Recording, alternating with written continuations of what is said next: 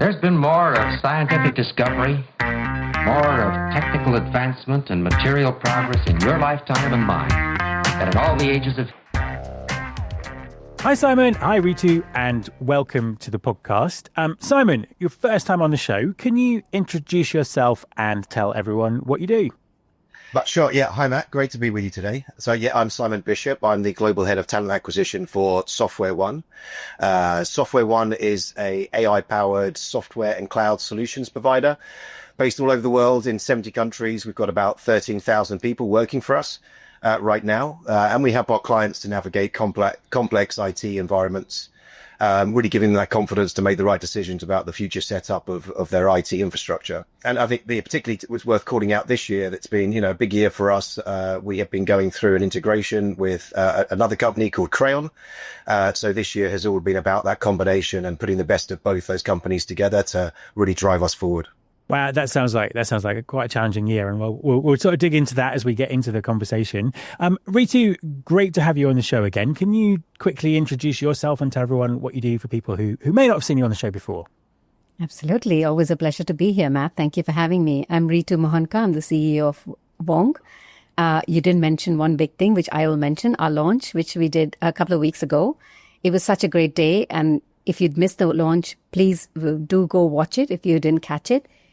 Or reach out to us and tell us if you have any thoughts. So more about VONQ now. We're a recruitment technology company solving a really critical challenge around how do you find, screen, and assess candidates at scale while keeping the process fair, transparent, and human-centered.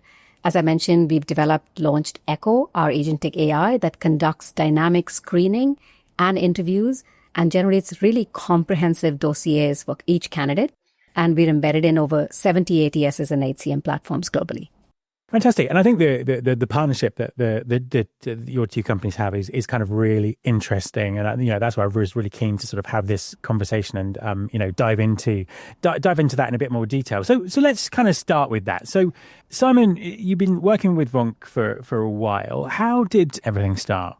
Yeah, probably going back sort of 4 or 5 years ago, I think is how long the actual partnership has been working together. But I'd split it into two halves. So, the origins of our relationship was using VONQ as a multi-posting tool aligned to our ATS.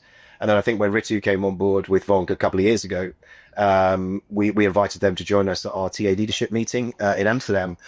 And it was kind of like a reset moment because Ritu was new. She wanted to hear from one of her customers. And I think she sat in a room with all of my leaders. And I think there was some quite open and honest exchanges and feedback. And what I mean by that is that we absolutely saw the value in the tool that we partnered with, but I don't think we were realizing the value out of it. So, out of that meeting, there really became a really strong, positive conversation that was VONQ trying to understand what is it we were trying to achieve, as opposed to maybe looking backwards at maybe some of the things we didn't get right the first time round. And it was the beginning of that conversation that really took us to, I guess, where we are today, where we're here talking, because it felt like a genuine sort of two-way conversation rather than a technology provider just trying to pitch you a product that would solve a single problem. Absolutely. Ritu, what was that experience like? Gosh, I remember that Amsterdam meeting. Simon's team was skeptical, rightfully so. And they certainly didn't hold back when it came to feedback. They'd seen, of course, a lot of HR tech vendors making big promises. But what I really appreciated of that conversation was they were very clear about their pain points. That's when we knew we could actually help, but more importantly, that we could learn from them. SoftwareOne is a sophisticated global tech company.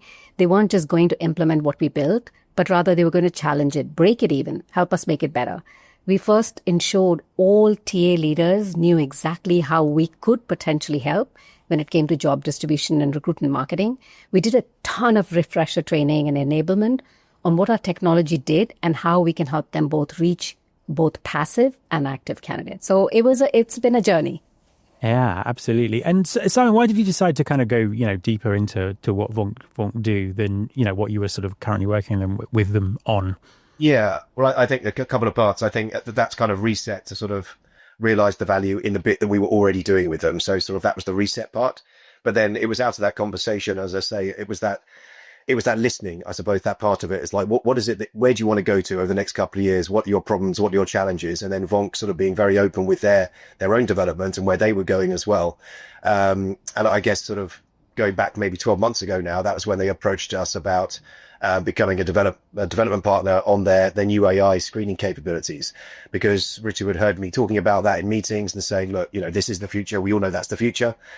We need to identify the right tool to go with, but it's not just about the tool. It's about being with a company that actually understands what you're trying to achieve, and the ability to be in the developmental side of that as well was really interesting, because it's not just buying an off-the-shelf solution. It's actually having the ability to work with their team to actually get exactly what we want out the end of it. So it just felt like they were listening, and it felt like we had a say, and that could deliver us better results than some of the other options we were looking at. And from our perspective, we specifically chose SoftwareOne as one of our first development partners because we'd already proven we could deliver for them on the marketing side. We understood their business, we understood their challenges, and of course, most importantly, their ambitions for the future.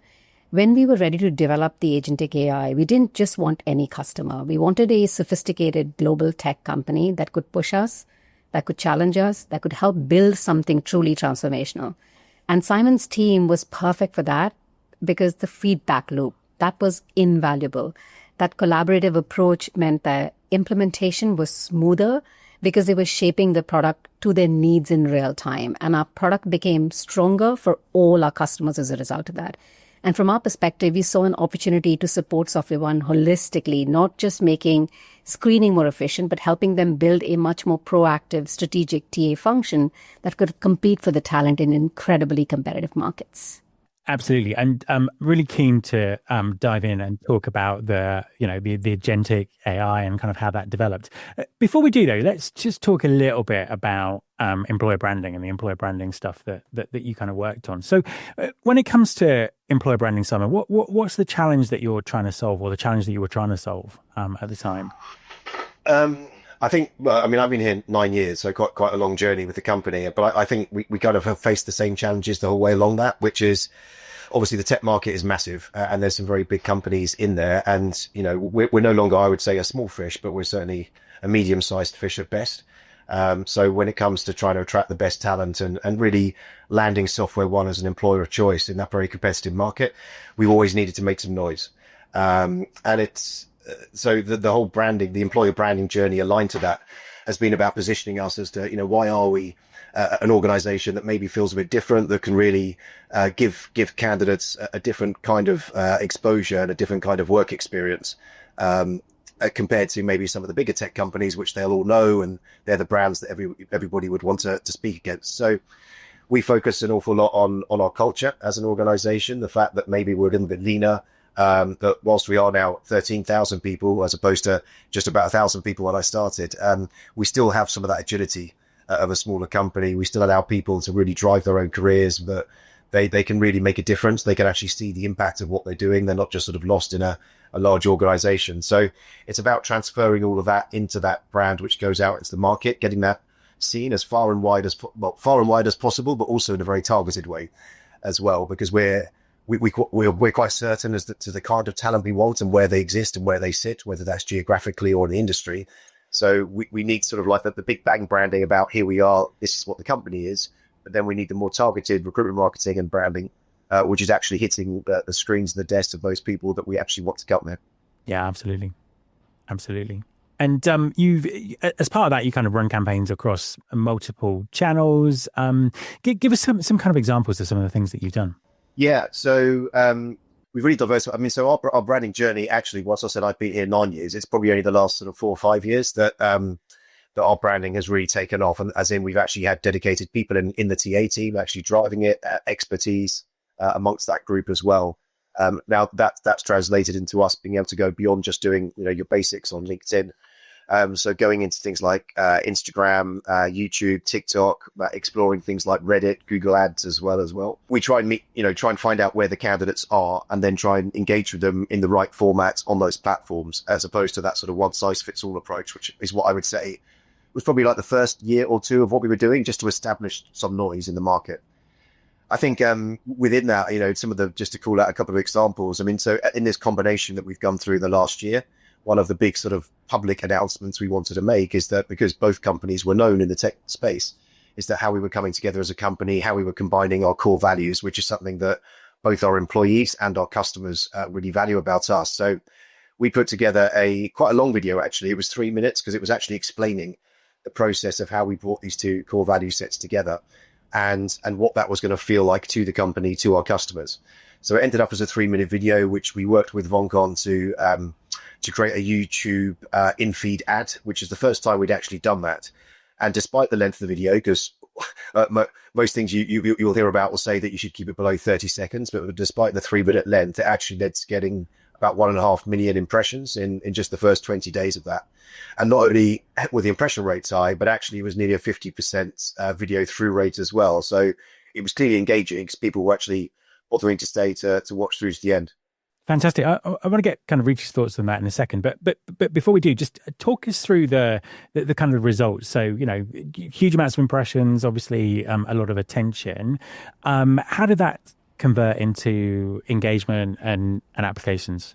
Yeah, well, I mean, obviously we've seen spikes in the traffic coming through to our main website as well as the careers sections within that. There's been spikes in applications for all of our jobs across the board at that time as well. It's also, if you look at our other sites, so on Instagram, and so the follower rates that's going up on all the sites has gone up massively. I think our Instagram followers went up about 1,000% this year, off the back of not just this campaign, but a few of the other ones that we did as well. So we kind of reached a plateau where we were a bit stuck with sort of getting to that next level of engagement. And I think that the way that these campaigns have been set up and the targeting working behind them has really allowed us to go up to that next level. And now we can put our stuff out there to a much broader audience, but at the same time, a broader audience that is still in the space that we really want to speak to. My head of branding in my team, a guy called Devesh, he called that campaign the mother of all campaigns because of the impact it had, not just on what we were trying to talk about, but on the broader scope of what we're trying to do as well. Fantastic. Ritu, what was your sort of take on this type of campaign? How does it compare to other things you've seen? What really made it stand out? Yeah, I think it was the multi-channel strategy. It really paid off, Matt. We ran targeted campaigns on different platforms for different objectives. As Simon alluded to on Instagram, we focused on building community. That was the biggest thing. SoftwareOne's follower count, as Simon mentioned, grew from 5,500 in February this year to over 8,750 by November this year. That's nearly 60% growth in engaged followers. This now gives SoftwareOne much more reach in every organic post. And if I think about TikTok, we ran campaigns in super competitive US and Canadian markets, 1.47 million impressions with a 4.38 CTR. That's exceptional for social media, especially TikTok. And again, I think the strategy we adopted together is based on this classic AIDA model, which is awareness, interest, desire, and action. And every campaign is designed to move candidates through that funnel deliberately. Because, however, candidates don't all move through this journey at the same pace, which makes it especially important to stay visible throughout the entire funnel. And so doing so ensures that you can meet them, exactly to Simon's point again, meet them where they are at any point in their journey. Cool. I love this because so many people just think about recruitment marketing as job adverts and things like that, and it's just great to hear that kind of level of strategic thinking behind it. I mean, what's kind of next for it, Simon? As you kind of move into next year, what's the sort of the next stage or the next consideration? Yeah, well, and actually, just back on your last comment, Matt, I think the other interesting thing is you say that you don't need to be talking about TA or jobs to engage with people, because actually one of the other really interesting projects we did with VONQ was on we created a diversity playbook, which was kind of guidance for candidates. Equally, we used it internally for hiring managers and for the TA team too, about both our DEIB commitments, but also considerations you need to make in these processes to make them fair and equity for all. And even that got nearly 1 million impressions as well. So it's the interconnection of the things around the topic that actually drive people towards you. And I think actually it can build that certain level of trust and interest that's more interesting than just we've got this cool job or this cool career opportunity and things like that. So into next year, I mean, look, we're going to obviously, I think the whole journey here is that you're learning the whole time. And so the things we've just mentioned have all happened in the last couple of months, and it's really changed our focus as to how and what we should be talking about in the market. We still need to do that core, branding and advertising kind of strategy. But I think all of the kind of thought leadership and ideas that we have are around the topics. We're certainly going to focus on those with different campaigns. We're still learning and exploring on some of these other platforms. So Reddit and TikTok that have been mentioned a few times. I think that's only been in the last 12 months. We started to engage there. So it's also the kind of content that we want to develop to put onto those as well. So that's been quite a fun process for our team to get stuck into as well. And of course, as we go into next year, now that our integration is sort of like fully up and running, next year is all about talking about us as, a combined company, what benefits that gives, whether it's candidates or our customers, and how we evolve as an organization together. Yeah, and I suppose that's interesting as well because the world is full of mergers and acquisitions at the moment. I'm sure there are other TA leaders in a similar position. I mean, from an employer brand work perspective, what advice would you give to companies who are in a similar position to the one that you're in? Yeah, start talking about it early. I'm sure in all those situations, there's always quite a long project plan for post-merger integration, and branding sometimes can sort of exist in the latter part of it. It's like, we'll get to that once we've sorted out all the inner workings of the company, but you need to start planning for it early, and you need to start actually acting on it early as well. And it has a twofold impact, that there's the public interest side of it. So that's really important. But obviously we needed to keep hiring during this integration too. So you could end up with a situation where people are worried to join either side of the organization because they think there's going to be a lot of reorganizational structure and things like that. So you need to get the messaging out there quickly to say, hey, look, it's still business as usual here. We're still growing. We still need to hire great people. So getting that side out of it as well. I think the other thing that's really interesting is that the positive impact it has on the internal employees as well, because, they follow us just like the external market does.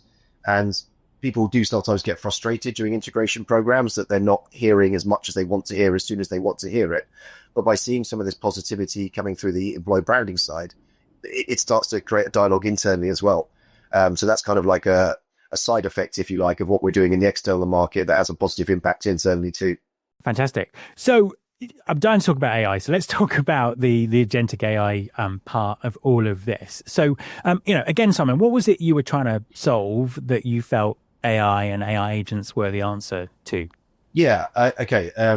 I'll try and break this down into points. So I think, all of us in TA, anyone that's listening to this will know that, this is the future. You've got to be looking into what's possible and what are the right sort of bets to make in the AI journey in talent acquisition right now. Then if I look at the kind of business challenges that we have at the moment, I mean, operating across 70 countries can lead to inconsistencies into the way that we are delivering to our business. And, that's not a criticism of anybody, but everyone has their own ways of working, their own cultures, their own expectations as to how they're doing things. So that was something else we were looking to solve, to give a more consistent service to our hiring manager community. We have a lot of hiring managers that will be based in one country, but operate across multiple regional setups. So at any one time, they might be dealing with a recruiter based in India or America or the UK or wherever it may be, but they don't care about that. All they care about is the experience they get, the quality of what they get, and the speed, of course, being the other thing as well. So there's that part of it. And then, of course, there is an efficiency part to this as well. There's what are our TA members actually doing with their time? And, are they spending too much of their time on tasks that can be done another way? Because what we really want our TA partners to be known as is business partners. We want them to be speaking to the business, understanding the business, getting quite deep into that, to be experts that can represent those businesses in the market. So speed, efficiency, quality, consistency, and freeing up time of our team to actually realize their value back to the business. And I'm sure you looked at kind of a number of sort of solutions around this. What was it about the way VONQ approached this that kind of stood out from everything else, or made you kind of realize that they were the right partner for you? Yeah, I mean, we all, as TA leaders, TA people, we get inundated with spam, essentially saying, hey, look at this new cool AI tool. This is the best new thing out there. You got to have this, you got to have that. And it is quite a bit of a minefield, to be honest with you, because at some point you get overexcited and think, yep, I'll try it all. And other times you need to sort of take a step back and say, like, what is the reality here? Well, what is it I'm trying to achieve? And which of these partners do I really trust that can deliver against that? So we kind of took a step back, and we spoke to a few different companies, some of the sort of big names out there. Obviously, we have ATS providers and and LinkedIn and things like that we sort of kept an eye on their roadmap of what they were doing, but we didn't really see anything from those sides that kind of captured it all together.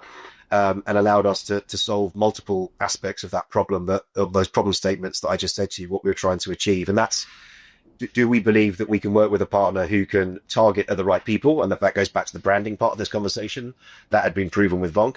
And then do we believe that the quality of the AI they have can actually really make that journey efficient and engaging for those candidates as well?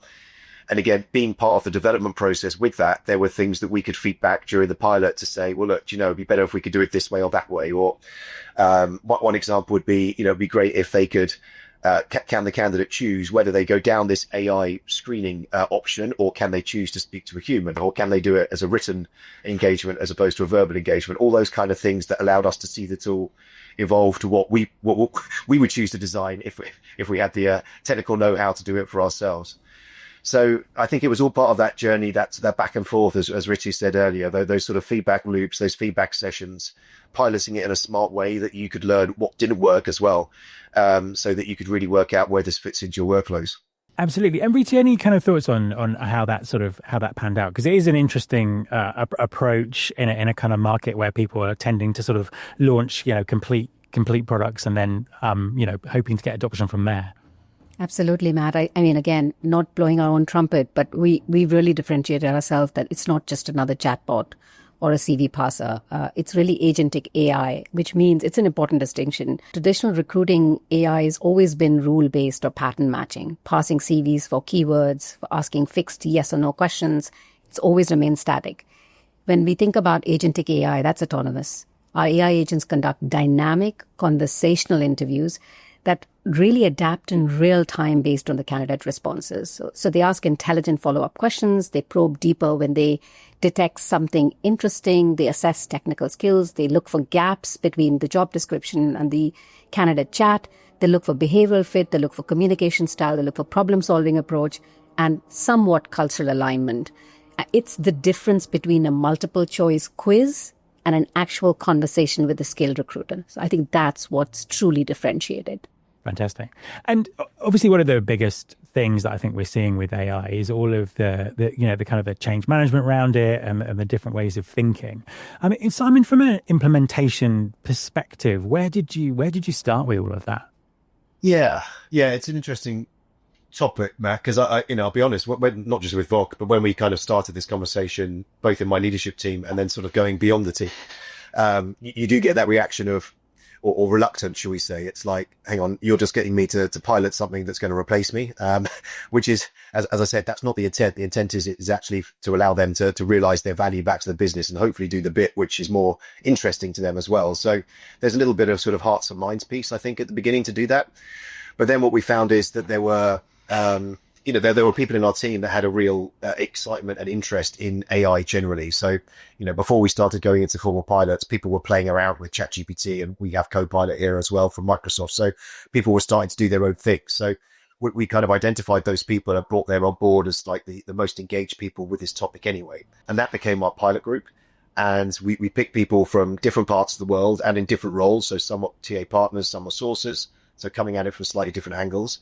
And then we also made sure that the kind of jobs that we fed into it were varying as well. So whether that was by level of seniority or by sort of the requirements and various skill sets as well. So we really wanted to sort of do this. I was going to say scattergun. It wasn't scattergun. It was very planned, but we were trying to get this sort of, what's the best way to put it? A good examples from all over the place where we could see exactly how this would work in different scenarios, because we were very aware that in most of these situations, a one size fits all approach is not going to be the right way to look at these things. And I think the team really got on board with it. And I think what they really liked was the processes and the kind of what happens to the candidate experience that Ritu was just talking about, what you actually get at the end, this portfolio of information. It's that consistency again, but it's also extremely transparent.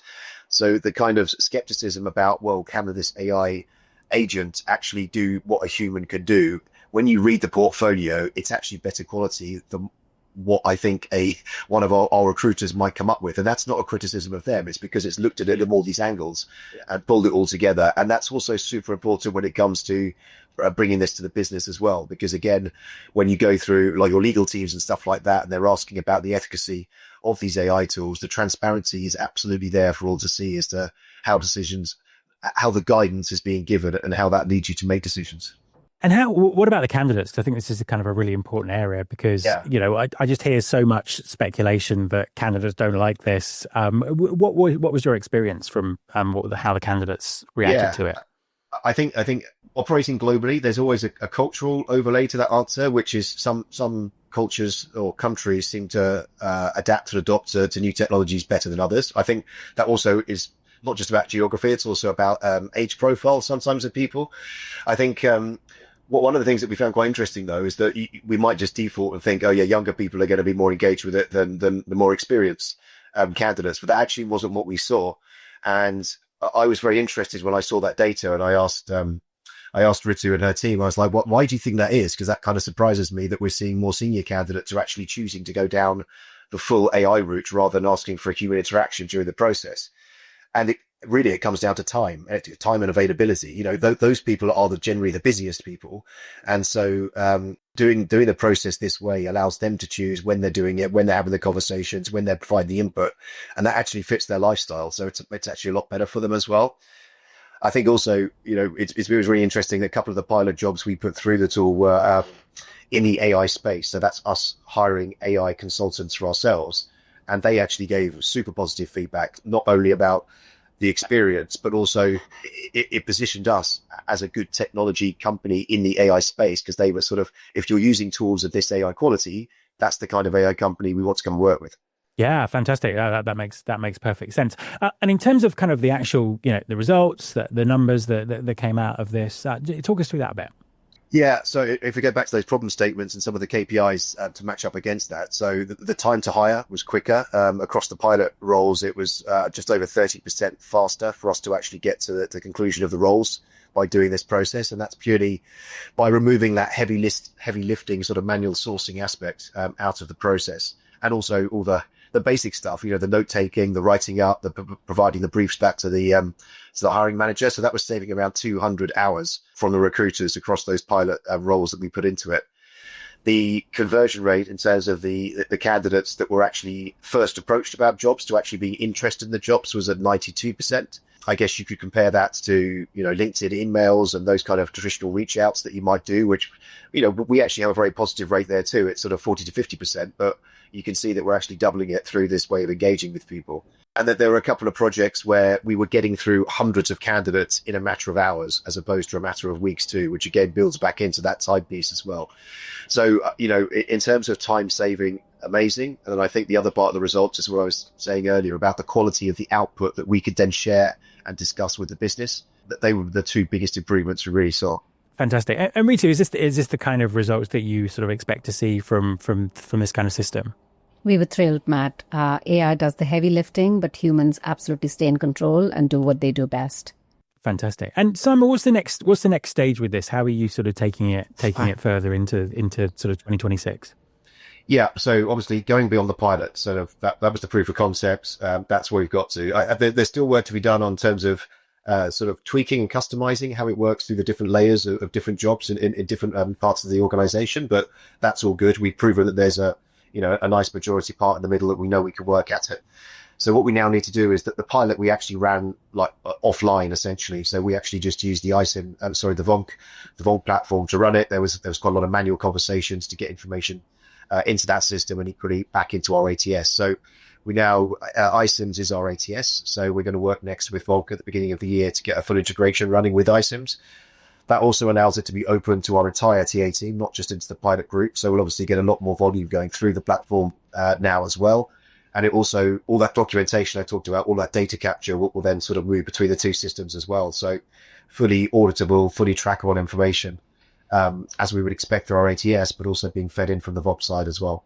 Yeah, absolutely. And I think it's really interesting because, what I'm seeing from this AI age that we're entering is, integrations are becoming, almost like a must have rather than an inconvenience for vendors. I mean, Ritu, what's your perspective on that bit?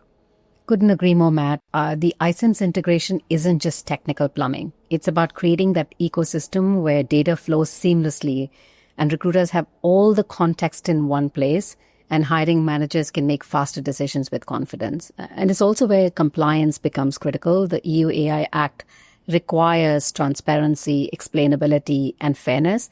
And this integration ensures that every candidate evaluation meets those standards automatically by default. The question you asked earlier about, how did the recruitment team react to starting this pilot and going down this journey? I think the integration bit is also part of that answer as well, because it's all very well buying lots of new platforms and systems, but if people have to go somewhere else to use it, they generally will default not to.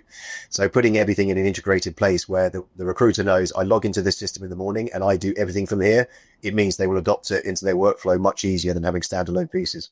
Yeah, 100%. That's such an important aspect to it. So we talked a bit about your partnership. We talked about employer branding. We've talked about AI agents and really the kind of the massive impact that they've had on what you do.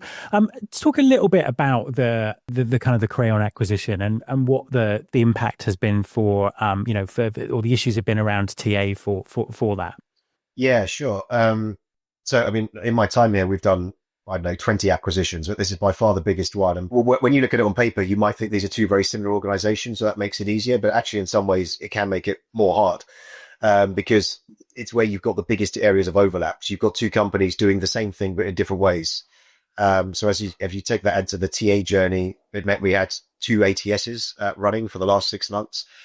Two different HRISs working for the last 6 months. We had two TA teams that, if you look at the job profiles, they kind of look the same, but the way they were working, the way they were organized was very different. We had different market footprints. So there's areas where they are bigger than us and we don't have much experience, and likewise the other way around as well. So trying to bring together the technology solutions, the people side of it as well, the structure, the right leadership team to organize that. And I think I mentioned it earlier, it's trying to do all that whilst also not breaking what you're trying to do today. So for the last 6 months, we have had multiple interim processes running, whilst we kind of get through the decision-making process of analyzing the gap analysis between the two ways of doing things, the positives and negatives of the two ways of doing things. And that's kind of where we still are today. But now we've done a lot of the heavy lifting and the understanding this side of Christmas. What we're planning to do next year is from January, all of these things will start to fit into place as genuine combination. The teams are now fully aligned. The systems will be fully aligned in the new year. And that allows us then to go through. We're actually doing a full process improvement across TA as a result of this coming together as well. That's probably been the most exciting part, is we're not saying do it our way, do it their way. We're looking at both and actually coming up with a new, better way of doing it. So, and that all fits back into the AI journey and where that lays into this as well, because whilst we're improving everything we do today, we're adding some new things on top of that, which hopefully will give a far better service and experience both to the organization and the candidates. Absolutely. And, how does kind of the VONQ partnership fit into the integration? How has it sort of helped? Yeah, so there are various aspects. So obviously in terms of going back to the core of our relationship right from the beginning, in terms of the job advertising and things like that. So the company, Crayon, they didn't have a multi-posting engine. They didn't have a sort of an advertising campaign marketing partner to work with as well. So they're super excited that they get that side of it as well. And that's specifically important when I say that they're in some markets and they're far bigger in some markets and do more hiring in some markets than we've ever done. So we can now say, well, look, we've got this platform, we've got this relationship, speak to them about what you struggled with in the past, and we can take that into these markets to actually improve what we're doing there. And then the kind of the AI side of it, as part of any integration, there's obviously a lot of synergy savings are discussed, and where you can actually make improvements from a cost management perspective as well. And so that's where the AI layering of this journey comes into it as well. So just because we're now a bigger company that's going to hire more people, we don't need to keep growing the TA team. We can actually start to deploy these tools, which will allow us to scale without just adding headcount all the time, and actually give some savings back to the organization. Fantastic. And what would your advice be to TA leaders going through a similar sort of process? Well, you've got the balance of take your time, but you also need to go quickly, which I know sounds completely contradictory, but obviously, in these situations, you are given a construct of an integration plan. So for us, it was from sort of the halfway point of this year through to the end of next year, so 18-month window. But everyone will always challenge you to do things as quick as possible. But we did have the discussion very early with the business to say, look, we're not going to go as fast as we could because of that reason that we don't want to break anything in the meantime. We still had to hire, 2,500 people this year. And so we can't impact that because we're a people business. If we impact that has a business material impact as well. So try and get the term right as to what you should be doing when, and then really spend that first part in that listening phase. And so that's really deep diving on both sides of both organizations as to what's being done, why it's being done, what decisions led up to things being done in a certain way, and then kind of unpicking it, then working backwards and going right back to the beginning. So you've got the two pieces of paper with both companies on it, then you've got your blank piece of paper at the bottom, and you're feeding the best of both into that. And then there's a fourth piece of paper, which is the improvement going forward. So that the full end of the integration, you can really say, not only have we integrated, but we've actually improved everything we do, and that's going to be better for everybody, for our business. Fantastic. So we could probably do about another hour on all of this stuff. There's so much kind of going on here. But just in the interest of time, I've got a couple of final questions for you, for you both. So just in terms of sort of summing up the partnership from both sides, give us kind of a quick elevator pitch for the other side, as it were. So Simon, why VONQ? Just give us a quick kind of summary. Yeah, probably two key words. One, right back to that beginning of the relationship and the reset was the partnership. So that's so important to me personally. I don't like being sold to for the sake of being sold to. I like to be listened to and then being given good solutions. And then I think the second word I'd use is transformative, because the solutions that were coming back were not things maybe that I thought of or were fully aware they were out there. They were actually things that triggered something in my mind that says, okay, yes, this fits with what I'm trying to do here. And they are willing to listen to give us the right and the customized solution that will deliver those needs. So I think those two things, partnership and transformative, have been absolutely fundamental. Fantastic. And Ritu, same question to you, but the other way around. Why has it been so great to partner with SoftwareOne? One, because Simon is great. But no, honestly, because they pushed us to be better. They didn't just implement a product. They challenged us. They gave us real world complexity and helped us build something together but stronger. And that's the kind of partnership that drives true innovation. And honestly, because Simon and his team represent the future of TA, pragmatic, data-driven, and human-centered. Absolutely. And let's finish with a question about the future. So, Simon, what has all this taught you about what the future of TA might look like? Well, one future is it's undefined. The future is evolving all the time. And again, back to how the recruiters reacted to the AI journey. One of the things that I said to them is that if you don't take part in these pilots, if you don't start to understand these tools, you're going to become obsolete quite quickly. Not because AI will replace you, but you need to understand how to work alongside these tools and the value that they can add to you. So I think, anyone thinking about the future of TA, it's stay on top of these trends and get involved, get involved in what is coming and keep that future looking as to what's coming next as well, because nothing's standing still for very long. And this is our focus this year to get this all implemented successfully with VONQ. I'm sure Ritu will be knocking on my door with what's coming next from their side, just as other providers will be too. So yeah, just keep your eyes open and be up for the challenges and up for trying these things. Fantastic. And Ritu, your thoughts? Where's all this heading? Yeah, I think this is the first year where we could truly say that TA is beginning to become strategic and not transactional. Embracing technology is becoming an enabler, not a threat. And building partnerships such as ourselves, with whichever vendor or partner it is, it's got to be with sort of hiring managers and candidates in mind, and focusing on outcomes, not activity metrics. That would be critical when we think about the future of TA. Absolutely. Ritu, Simon, thank you very much for talking to me. Thank you, Matt. Thank you for having us.